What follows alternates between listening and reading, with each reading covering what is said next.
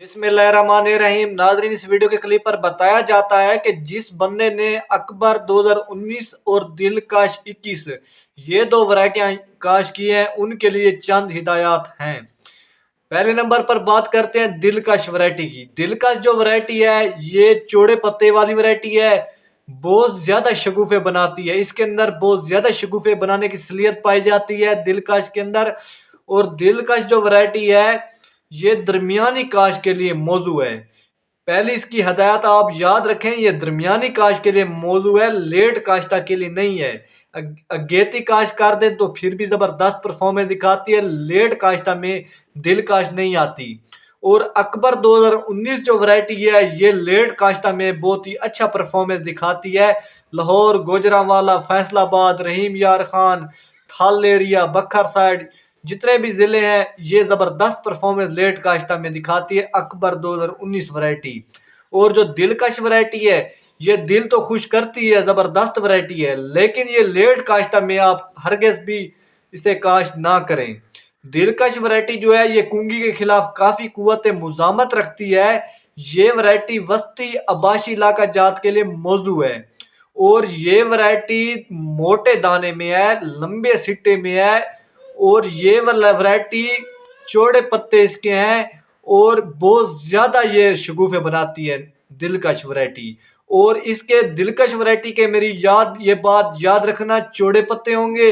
और अकबर 2019 वैरायटी जो है इसके जो पत्ते हैं ये मीडियम साइज के बरीक होंगे। जो अकबर 2019 वैरायटी है ये अंधार तूफान में बहुत ही कम गिरती है। और दिलकश वैरायटी जो है ये भी ज्यादा नहीं गिरती, क्योंकि ये बहुत ज्यादा शगुफे निकालती है, इस वजह से ये वैरायटी नहीं गिरती। लेकिन इसके पत्ते जो होते हैं मोटे होते हैं, ज्यादा बीज नहीं डालना चाहिए दिलकश। 50 kg डालना चाहिए, इससे 1 किलो भी ऊपर नहीं डालना चाहिए दिलकश। दिलकश जो वैरायटी है इसकी अयूब रिसर्च में पैदावार सलीयत जो है 70 मन है। और अकबर 2019 की अयूब रिसर्च में पैदावार सलीयत जो है 71 मन है। अकबर 2019 वैरायटी जो है इसकी आप ये मेरी हिदायत याद रखना, नोट कर लें, इसमें शेडरिंग बहुत ज्यादा होती है। ये वैरायटी जो है इसके सिट्टे टूटने का अमल बहुत ज्यादा आता है अकबर 2019 में। अगर इसे थोड़ा सा पहले काट दिया जाए, जब ये फुल पक जाती है, इसे फुल ना पकने दें, इसे 8-10 दिन पहले ही काट दिया जाए तो जबरदस्त औसत देती है। ये अकबर 2019 जो वैरायटी है या दिलकश वैरायटी है, ये दोनों बबर शेर वैरायटी हैं, जबरदस्त वैरायटी हैं। इनमें खुराक भी जबरदस्त डालनी पड़ती है। तो अकबर और दिलकश अगर आपने काश किया है तो इन दो वैरायटियों में आपने एक बार पोटाश का लाजमन इस्तेमाल करना है। 40% पहले शुरू में गोप से लेकर पहले शुरू में, और गोप से लेकर पकने तिकर 60%। यानी कि शुरू में आपने 40% इसका इस्तेमाल करना है पोटाश का, और गोप के से लेकर सिट्टे की भरपाई तिकर आपने 60% पोटाश का लाजमन इस्तेमाल करना है। फिर पैदावार देखना। पोटाश जो खाद है ये बहुत ही ज्यादा फायदा देती है। हुकूमत ज़राअत तो कहती है कि पोटाश जो है ये नीचे शुरू में बिजाई के बाद डाल दी जाए, लेकिन जो मेरा मशवरा है वो तो देखें पुरानी बातें हैं। वो बात एक बात तो उनकी भी ठीक है, नीचे अगर खाद डाली जाए बिजाई के वक्त तो वो तो थोड़ा थोड़ा फायदा देती रहेगी। लेकिन अगर आप गोब के राज में डालेंगे या शुरू में डालेंगे, ये मैंने खुद चेक किया है, अल्हम्दुलिल्लाह बड़ी जबरदस्त पैदावार आई है। तो पिछले साल एक बंदे ने अरफान खोकर ने जब दिलकश और अकबर काश ये दो वैरायटियां काश की थी 5-5 एकड़ पर, तो यकीन मने उसने नीचे इन दोनों के कोई डीएपी खाद नहीं डाली थी। उसने जो भी खादें वगैरह डाली थी ऊपर डाली थी। यानी कि उसने नीचे ना कोई डीएपी, ना कोई यूरिया, ना कोई एसओपी, ना कोई बीओपी, ना कोई खाद वगैरह कोई भी चीज नीचे नहीं डाली थी बिजाई के वक्त। और ये दो वैरायटियां उन्होंने यानी कि ड्रिल काश नहीं की थी, छटा की थी।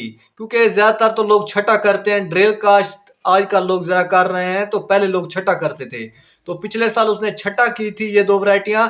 تو نیچے اس نے کوئی کھاد نہیں ڈالی تھی، اوپر اس نے دوسری چیزیں ڈال کر بہت زبردست پیداوار لے لی تھی۔ آپ سوچ رہے ہوں گے دوسری چیزیں کون سی ہیں؟ دوسری چیزیں ہوگی potash, zinc, humic acid, sulphur, boron, amino acid, یعنی کہ دوسری چیزیں اس نے ڈال کر بڑی زبردست پیداوار لے لی تھی۔ اب اس نے پہلے پانی پر 2 بوری نیٹروفاس سرسب کمپنی کی اور ساتھ میں اس نے 1 بوری یوریا زبردست ملائی تھی۔ تو صاحب زر گندم نے اتنے زیادہ شگوفے نکالے تھے تو میں حیران ہی ہو گیا تھا۔ یہ ساری بات جب مجھے اس وقت پتہ لگا تھا جب ہم نے تریشر لگائی ہوئی تھی عرفان کھوکر کی، تو اس نے مجھے بتائی تھی۔ میں آپ کو اس کا نمبر بھی دے دوں گا کمنٹس میں عرفان کا۔ تو اس نے مجھے بتایا تھا یہ زبردست اس نے پیداوار لی تھی۔ اس نے پہلے اباشی پر 2 بوری نیٹروفاس اور 1 بوری زبردست یوریا یہ چھٹاؤ کر کے اوپر پانی لگا دیا تھا۔ اس نے دوسری اباشی پر آدھی بوری یوریا ڈالی تھی اور اس کے علاوہ اس نے کوئی بعد میں یوریا وغیرہ نہیں ڈالی تھی، کیونکہ جب 1-2 بار یوریا ڈالنی چاہیے، یوریا زیادہ ڈالنے سے گندم گر جاتی ہے۔